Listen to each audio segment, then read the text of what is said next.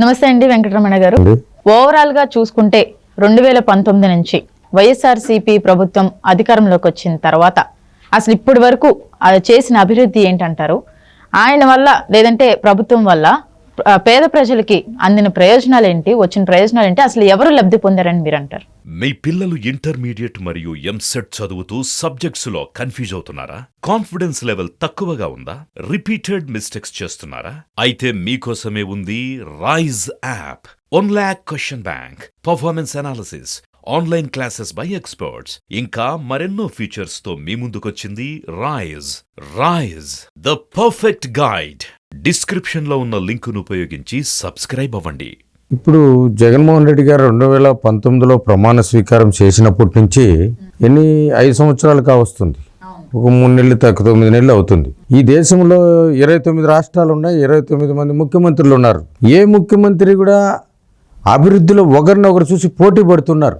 తెలంగాణను చూసి కర్ణాటకను చూసి తమిళనాడు చూసి ఒరిస్సాను చూసి పశ్చిమ బెంగాల్, ఇట్లా ఈ విధంగా ఈ దేశంలో ఎన్ని రాష్ట్రాలు ఉన్నాయో అన్ని రాష్ట్రాల్లో ఉన్న డెవలప్మెంట్ మంది పోతూ ఉన్నారు. డెవలప్మెంట్ అంటే ఏమి? రాష్ట్రంలో వనరులు చేకూర్చుకొని ఆ వచ్చే ఆదాయంతో అభివృద్ధి చేస్తూ అభివృద్ధి పదంలో ముందు పోతూ ఆ ఉన్నటువంటి ప్రజలకు మౌలిక వసతులు ఏమేమో కల్పనలో ముందుకు పోటీ పడుతున్నారు. ఎలక్షన్ అయిపోతే దాన్ని మర్చిపోతున్నారు ఈ పార్టీలు, ప్రతిపక్షం, ఇదంతా. ఇప్పుడు మన పక్క పొరుగు రాష్ట్రం ఉంది, స్టాలిన్ గారు ముఖ్యమంత్రి అయిన వెంటనే జయలలిత గారు గత ప్రభుత్వంలో ఏం పథకాలు పెట్టారో అవి కంటిన్యూ చేశాడు. జయలలిత గారు ఉచిత భోజనము ఇవన్నీ కూడా పెట్టారు. ఇప్పుడు కూడా అమ్మ క్యాంటీన్లో అవన్నీ కంటిన్యూ చేసుకొని పోతున్నాడు. ఫ్లడ్స్ వస్తాయి, ఈ దేశంలోనే ఫ్లడ్స్ వస్తే ఈ తమిళనాడు అతకుతాలం అయిపోయి ఇంతలోతు మునిగిపోతోంది. ఆయన పంచి కట్టుకొని ఉదయాన్నే నిద్రలేసి వీధుల్లోకి రోడ్లకి వచ్చేసి పెద్ద పెద్ద కట్లు ఎత్తుకొని డ్రైనేజీల్లో మురికి నీటిలో తిరుగుతూ ఉన్నాడు. ఆయన ఇంట్లో లేడు. ఇక్కడంతా తిరిగి వెంటనే ఆయన కార్యాలయానికి పోయి సచివాలయానికి పోయి ఏమేమి కార్యక్రమాలు ఏ విధంగా చేయాలా ఈ ఫ్లడ్స్లో అని చెప్పి దాని మీద చర్యలు తీసుకుంటా ఉన్నాడు. ప్రజలకు కూడా కనపడుతోంది కంటికి. ఇతర రాష్ట్రాలు కూడా ఆదర్శంగా తీసుకొని ఈ ఫ్లడ్ చేశాడు.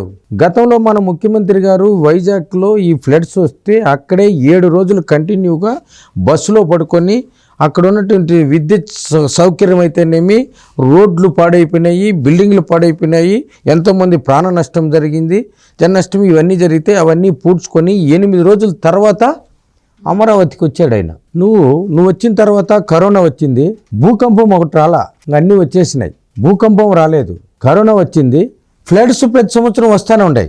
ఇంకొన్ని సంవత్సరాల అధికారంలో ఉంటే ఆ భూకంపం కూడా వచ్చాయి. భూకంపం వస్తుంది, ఇంకా ఏమేమి వస్తాయి, తెలియనటువంటివన్నీ వస్తాయి. ఎందుకంటే తెలియని చట్టాలు పెడుతున్నావు, తెలియని రూల్స్. నీకు శాసన వ్యవస్థలను ఏ విధంగా వాడుకోవాలా, న్యాయ వ్యవస్థను ఏ విధంగా వాడుకోవాలా, ఆ విధంగా ఐఏఎస్ఎల్ నెట్ వాడుకోవాలా, ఐపీఎస్ఎల్ నెట్ వాడుకోవాలా, అవన్నీ నీకు తెలుసు. ఒక అభివృద్ధి మాత్రం నీకు తెలీదు. నీకు తెలిసిందంతా అంబానీతోనూ ఆదానీతోనూ పోటీ పడిపోతుండవు. ఏది సంథింగ్ దీంట్లో డబ్బులు నీ వెనకంటే ఉండే లీడర్స్ కూడా పోటీ దాంట్లోనే పడుతున్నారు ఆదాయంలో. నువ్వేమో మైక్ ఎత్తుకొని పెత్తందారులకు పేదరికానికి మధ్యలో యుద్ధం జరుగుతూ ఉంది అంటున్నావు. యుద్ధం ఎవరికండి యుద్ధం చేస్తుండేది? ఇక్కడ ఉన్నటువంటి ప్రజలతో, పోలీసులతో కొట్టిస్తున్నావు. ఇది గతంలో ఇతర కంట్రీల్లో జరుగుతూ ఉన్నది. అరబ్ కంట్రీస్లో తీసి కొట్టడం. స్వాతంత్రం రాకముందు బ్రిటిష్ వాళ్ళు కొడుతూ ఉన్నారు. ఆ విధంగా అయిపోయింది. అది జనాలకు తెలుసు అండి. ప్రజలు ఈరోజు తెలుసుకోవాలి. మాదేముంది లేదండి, స్టూడియోలో కూర్చుంటాం, పోతూ ఉంటాం.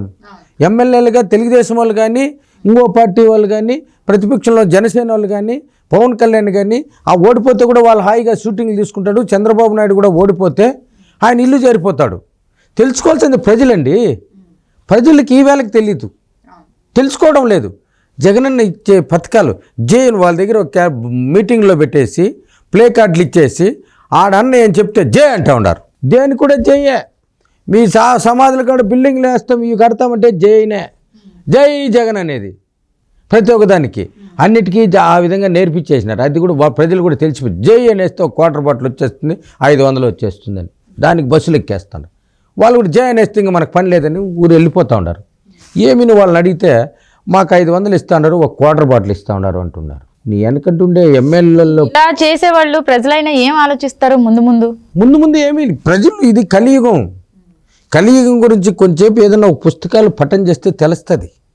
జగన్మోహన్ రెడ్డి గారు గెలిచిన వెంటనే వాళ్ళ నాన్న గతంలో ఎన్ని విధ్వంసాలు చేసినా, ఎన్ని ఇవి చేసినా, చంద్రబాబు నాయుడు గారు ఏం చేసినారో ఆ పథకాలను కంటిన్యూ చేశాడు. పూర్తిస్థాయిలో అడ్మినిస్ట్రేషన్లో పోయాడు, గద్దలు కొట్టి కాకిలికి వేసాడు. అది ఓకే. మొత్తం భూములన్నీ ఎవరు పెట్టి, చంద్రబాబు నాయుడు గారితో ఎన్ని ఎకరాల భూమి ఉందండి? చంద్రబాబు నాయుడు గారికి ఎన్ని పరిశ్రమలు ఉన్నాయండి? చంద్రబాబు నాయుడు గారు పెళ్లి చేసుకున్న తర్వాత ఎన్టీ రామారావు గారు ఇచ్చిండే ఆస్తితో, వాళ్ళ యొక్క తెలివితో ఆయన ఏ విధంగా డైరీ, ఏ విధంగా అయితే ఈ రాష్ట్రంలో కొంతమందికి ఉపాధి కల్పిస్తూ ఆర్థిక, ఆయన కూడా కుటుంబమే కదా, వెనక పుట్టే సంతానాన్ని కూడా ఆయన కూడా కాపాడుకొని వాళ్ళని కూడా చూసుకోవాలి కదా.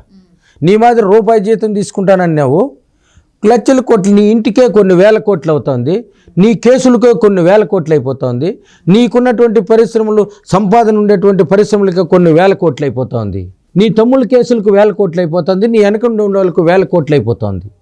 నువ్వు కూతురుని చూడబోతా ఉంటే లండన్ పోతావు, సొంత మరి ఎన్ని కోట్లు అయిపోతుందండి చెప్పండి? ఇన్ని వేల కోట్లతో నువ్వు టూర్లు తిరుగుతూ ఉండవు, పరదాల కోసం తిరుగుతూ ఉండవు, సరదాల కోసం తిరుగుతూ ఉండవు. నువ్వేమో అభివృద్ధి కోసం తిరగలేదే. ఏ ప్రజలతో నాకు కూర్చొని ఇదో మీకేం కష్టమని అడిగావా?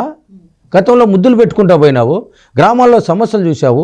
ఈరోజు ఎక్కడ చూసినా రోడ్లు కొట్టుకుపోయినాయి, ఇండ్లు లేవు, కారుతా ఉంది. నీ ఇంటి బాత్రూమ్ 300 కోట్లు అవుతుంది. నువ్వేమో పల్లెల్లో బాత్రూమ్ లాంటి ఇండ్లు ఇచ్చినావు, మేము ఊర్లు నిర్మించేసినా ఉంటుండవు. గత ప్రభుత్వం, తెలుగుదేశం ప్రభుత్వంలోనే కేంద్ర ప్రభుత్వంతో టైప్ అయిపోయి మరుగుదొడ్ల పథకం ఇచ్చినారు. మరుగుదొడ్లు 15,000 ఇచ్చినారు. 15,000తో మరుగుదొడ్లు నియమించుకున్నారు. ఇప్పుడేందా నువ్వు మరుగుదొడ్లు లాంటి ఇండ్లు ఇచ్చేసి మరుగుదొడ్లతో మైమరిపిస్తున్నావు. అది చెప్పేది కూడా ఎవరంటే తెలుగుదేశం వాళ్ళు చెప్పలా, మీ ప్రసన్న కుమార్ రెడ్డి ఆయన ఎమ్మెల్యే గారు చెప్తున్నారు.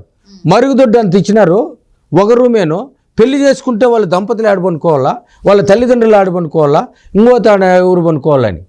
ఈరోజు అడిగేదంతా తెలుగుదేశం వాళ్ళు ఎవరు అడగలేదు. నువ్వు టికెట్లు ఇచ్చి గెలిపించుకునేవే ఎమ్మెల్యేలో, వాళ్ళందరినీ వాడుకొని తరిమేస్తూ ఉండవు. వాళ్ళు వాడుకొని తరిమేసిన వాళ్ళు ప్రశ్నిస్తూ ఉన్నారు.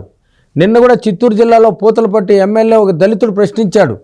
రెడ్లు చెప్పినట్టు తిన్నాము, నాయకులు చెప్పినట్టు తిన్నాము, మమ్మల్ని ఎప్పుడు పరిపాలనకు మాకేం పవర్ ఉండదని మేము ప్రజలు లేకపోయినాము, ఈరోజేమో నీ పర్ఫార్మెన్స్ బాగలేదంటున్నావు, నా పర్ఫార్మెన్స్ ఏంది బాగలేదో ఒకసారి చెప్పమని అడుగుతున్నాడు. ప్రెస్ మీట్లో చెప్పండి, అతను ఏం చేసినాడో చెప్పండి, లేదు ఎన్ని కోట్లు సంపాదించినాడో చెప్పండి, ఏమి అవినీతి చేసినాడో చెప్పండి అండి. మీరు చేసే అవినీతికి ఏడుండే వాళ్ళని బలి చేస్తూ మీరు మీ పర్ఫార్మెన్స్ బాగాలేదని తరిమేస్తున్నావు. మరి నీ చెల్లిని తల్లిని చూడలేనాడు, మళ్ళీ ఏం జనాలను ఏం చూస్తావు? మీ చల్లని చూపులతో, మీ చల్లని దీవెనలతో ఈ జగనన్న వచ్చాడు, బటన్ నొక్కుతా ఉన్నామన్నాడు. ఏమి నొక్కుతా ఉండవండి? నువ్వు నొక్కే బటన్ అందరికీ తెలుస్తూ ఉంది. ఇప్పుడు 2-3 సార్లు చెప్పేశా. అభివృద్ధిలో పోటీపడి సార్, మీరు అభివృద్ధిలో పోటీపడి నువ్వు ఎన్నిసార్లు పోటీ చేసినా, ఇప్పుడు గతంలో జ్యోతి బసు గారు 7-8 టర్ముల ముఖ్యమంత్రిగా ఉన్నారు. ఒక కార్యకర్తలను కూడా బాగా చూసుకున్నారు. నీ కార్యకర్తల దగ్గర ఆంధ్రప్రదేశ్లో, నీ రాష్ట్రంలో ఉన్న ప్రజలను ఇంకోరి దగ్గర కొట్టించేది, ఇంకోరి దగ్గర చంపించేది, ఇంకోరి దగ్గర కాల్పించేది. ఏమన్నా కొత్తగా మెడికల్ కాలేజీలు అన్నావు, ఎవరు ఏ కాలేజీలో సీటు తీసుకున్నారో, ఎంతమంది విద్యార్థులు ఉన్నారో ప్రెస్ మీట్ ఒకటి పెట్టి ఈ కాలేజీలో ఇంతమంది జాయిన్ అయినారు అని చెప్పు. లేదు, నువ్వు పెట్టిండే కాలేజీలో 5 సంవత్సరాల్లో 4 సంవత్సరాలు గడిచిపోయింది. ఈ 4 సంవత్సరాల్లో ఎంతమంది ఇంజనీరింగ్ విద్య అయిపోయి ఏ కంపెనీలో నువ్వు ఉద్యోగం ఇచ్చినావో చెప్పు చూద్దాం. లేదే, ఒక ఎంబీఏ చేసినారు, నువ్వు పెట్టిన కాలేజీలో ఎంబీఏ చేసినాడు ఎవడు ఏ కంపెనీలో పనిచేస్తున్నాడో చెప్పు చూద్దాం. నువ్వు అభివృద్ధిలో ఏ ఊరికి ఇండ్లు కట్టించింది లేదు, మళ్ళా ఊర్లు కట్టించినామంటావు. ఆ బాత్రూంలో కూడా ఎవరు పోయే పని లేదు, దానికి నీ రంగు వేస్తుండవు, దానికే డబ్బు సరిపోతుంది. నీ రంగులకు, నువ్వు జరిగే హెలికాప్టర్కు, నువ్వు జరిగే విమానానికి, నీ పత్రిక పోయే డబ్బుకు, నువ్వు తెచ్చే అప్పులకు. స్వతంత్ర భారతదేశంలో తాగుబోతులను కుదవబెట్టి డబ్బు తెచ్చిన చరిత్ర ఏడన్నా ఉందంటే నువ్వే. నిన్ను గిన్నీస్ బుక్ ఎత్తాల ప్రతి ఒక్క దాంట్లోనా, ప్రతి ఒక్కటి గిన్నీసే. నీదంతా గిన్నీస్కి పోని సబ్జెక్టే లేదు. నువ్వు గిన్నీస్కి పోవాల్సిందే, మీ తండ్రి గిన్నీస్కి పోవాల్సిందే, మీ చెల్లి కూడా గిన్నీస్కి పోవాల్సిందే. ఎందుకంటే మీరే పోటీ పడిపోతున్నారు. మీ నాయన ముఖ్యమంత్రి కావాలా, నువ్వు ముఖ్యమంత్రి కావాలా, మీ చెల్లి ముఖ్యమంత్రి కావాలా, మీ చెల్లి కొడుకు ముఖ్యమంత్రి కావాలా. అందరూ ఒక పార్టీలోనే ఉండే సేవ చేయండి. ఆమెను ఎందుకు దించేసినారంటే గౌరవాధ్యక్షురాలను అగౌరవాధ్యక్షులు చేసేసినావే. అగౌరవం తెచ్చేసింది ఆమె. ఆమె ఏమన్నా అగౌరవం తెచ్చిందా చెప్పు? ఎందుకు దించేసినావో? ఎందుకు ఆమెను ఏ అభిప్రాయంతో అధ్యక్షురాలు చేసినావు? ఆమె చేసిండే తప్పులేంది? ఆ తప్పులేందో చెప్పు. ఇప్పుడు నీ పర్ఫార్మెన్స్ సరిలేదని చెప్పి మీకు టికెట్లు ఇవ్వలేదు కదా.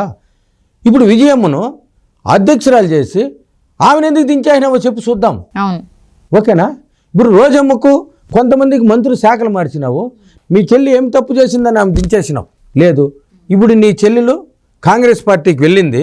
కాంగ్రెస్ పార్టీలో వెళ్ళిన తర్వాత ఆమె వచ్చి ఓట్లు అడగాల ఆ పార్టీలో. ఓకేనా?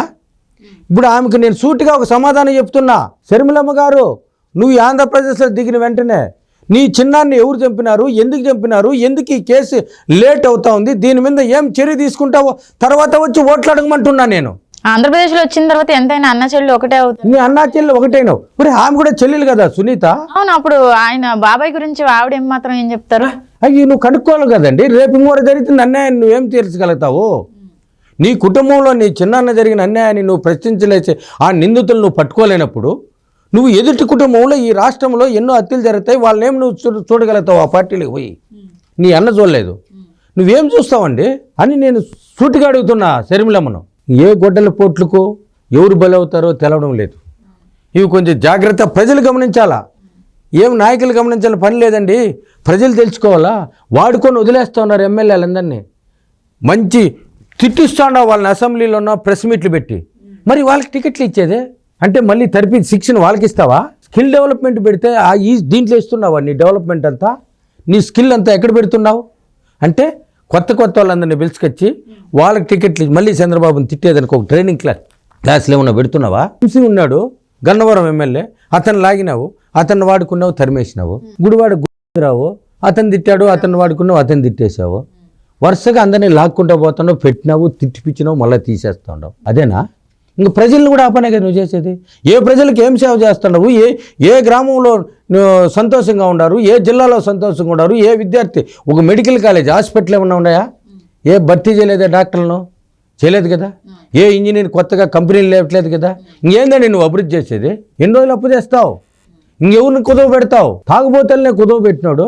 నీ ఆస్తి ఏమన్నా ఎవరికైనా ఒక రూపాయి దాన ధర్మాలు చేయనటువంటి నువ్వు నీ కుటుంబంలో మేము అభివృద్ధి చేస్తాం, మాకు ఓట్లేయండి, మళ్ళా ముఖ్యమంత్రిగా ఎన్నుకోండి అంటున్నావే, ఏమి న్యాయం అండి ఇది? ప్రజలు చూస్తూ ఉన్నారు. నిన్ను ఎక్కడికి పంపాలన్నా అక్కడికే పంపుతారు. జాగ్రత్త.